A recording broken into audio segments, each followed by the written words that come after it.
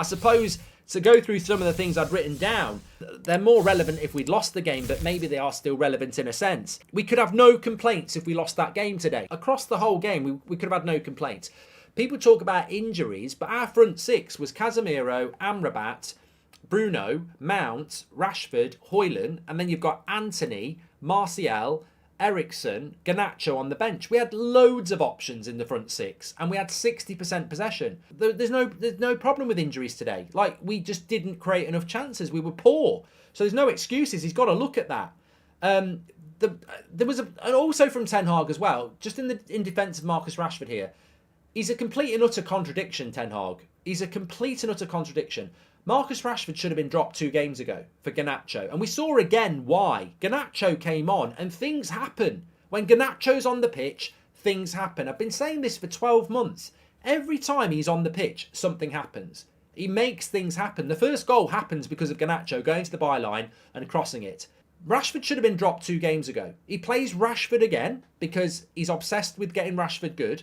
He plays Rashford again. Rashford doesn't do anything. We need a goal, and he takes him off after 60 minutes. So I'm like, you're playing him because you want him to score a goal, and then you take him off. Like, he's just got to leave him out of the team. Leave him out of the team. Garnacho's got to have earned to start by now. The sacking Ten Hag thing has to be addressed, and I know a lot of people will be hiding away from that now. I don't know what we are. That's what Ten Hag needs to figure out. Of course, that's what he needs to figure out. But what I wanted to say is there was a lot of people going Ten Hag out, Ten Hag out, Ten Hag out. And I'm like, you've just got to be really careful about that. Because, of course, we were very close to losing. We were very close to drawing. And people would have been saying, get rid of Ten Hag. But what I want to say about that is, you know, it's almost a dress rehearsal. This might happen again. We're playing Man City in a couple of weeks. If we get battered by Man City, people will be saying Ten Hag out because we'll still be mid-table. Take this as a warning. Why are you saying Ten Hag out? The club won't sack Ten Hag because they can't afford it. That's well known. They don't want to sack Ten Hag because they can't afford to do it. But if you did sack Ten Hag, what are you going to do? What are you going to do if you sack Ten Hag? Who's coming in?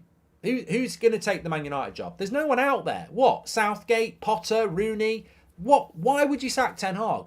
If this goes wrong with Ten Hag, and it still can, look, we were very lucky today in some ways, as much as I loved it. But if it goes wrong with Ten Hag, it's the owners that have got to go. If you can't see that this club is fucked, and we're still fucked, even though that, you know, we're celebrating beating Brentford 2-1 in the last minute of stoppage time, right? Brentford at Old Trafford. That's who we are.